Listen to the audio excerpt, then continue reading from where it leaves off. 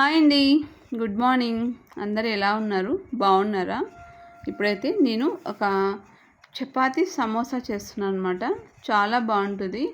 ఏం చేయాలంటే గోధుమ పిండి తీసుకొని దాంట్లోకి కొంచెం సాల్ట్ వేసేసి వాటర్ వేసి కొంచెం వేళ్ళతోనే కలపాలన్నమాట. మనం మధ్యలో ఇలా వేళ్ళతో కలిపితే సాఫ్ట్గా వస్తుంది అనమాట పిండి.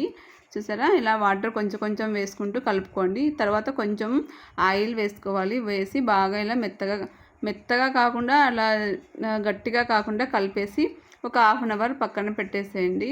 స్టఫ్డ్ చపాతీ సమోసా అనమాట. సమోసా షేప్లో ఉంటుంది. చాలా బాగుంటుంది, టెంప్టింగ్గా ఉంటుంది. పిల్లలకైతే తినడానికి ఇష్టంగా, ఎప్పుడైనా ఏదైనా తినలేదు అనుకోండి, ఇలా చేసి పెట్టారనుకోండి ఇష్టంగా తింటారు. చాలా వెరైటీగా చేసిందని. చూడటానికి కూడా బాగా చూడండి, చూడడానికి ఎలా ఉన్నాయి కదా, యమ్మీగా. ఇవైతే ఎలా చేసుకోవాలో చూసేద్దాము. అందరికీ ముందుగా wish you happy new year అండి, నూతన సంవత్సర శుభాకాంక్షలు. కడాయి పెట్టేసుకొని ఆయిల్ వేసేసి పోపు గింజలు వేసేసి ఇవి కొంచెం బాగా ఫ్రై అయిన తర్వాత ఒక 2 ఆనియన్స్ చిన్నగా కట్ చేసుకొని ఆయిల్లోకి వేసేసుకోండి. ఒక 2 పచ్చిమిర్చి వేసుకోండి. ఇవి మీడియం సిమ్లో పెట్టుకొని బాగా ఫ్రై చేయాలి. తర్వాత ఇవి బాగా ఫ్రై అయిన తర్వాత బఠానీలు హాఫ్ బాయిల్ చేసుకోవాలి. ఇవి బఠానీలు కూడా వేసేయాలన్నమాట. ఒక చిన్న కప్పు వేసేసుకోండి, అంటే మీ క్వాంటిటీ తగ్గట్టు.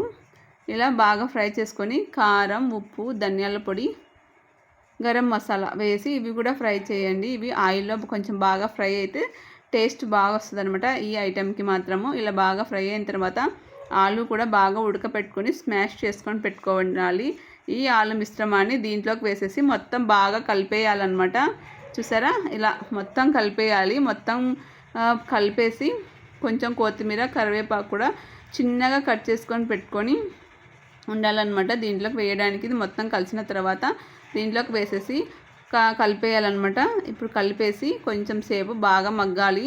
మగ్గితే దీంట్లో మొత్తం ఆలు మిశ్రమానికి అంతా పట్టుకుంటుంది. అప్పుడు ఇలా కొంచెం గట్టిగా అవుతుంది అనమాట. ఇది ఇలా పక్కన పెట్టేసుకోవాలి. ఇప్పుడు ఇది తయారైపోయింది. ఇంకా ఇప్పుడు చపాతీ పిండి ఉంది కదా, చిన్న చిన్న ఉండలుగా చేసుకొని ఇలా రౌండ్గా మనకు వచ్చిన విధంగా తిక్కుకోండి. ఇలా చపాతీగా చిన్నగా పూరీలాగా తిక్కుకోండి. లేదంటే ఇలా తిక్కేసుకొని కొంచెం వాటర్ తీసుకొని ఇలా అంచులకి పట్టియాలన్నమాట. చపాతీ అంచులకి పట్టించేసి ఇప్పుడు మనం తయారు చేసిన కర్రీని మధ్యలో పెట్టాలి.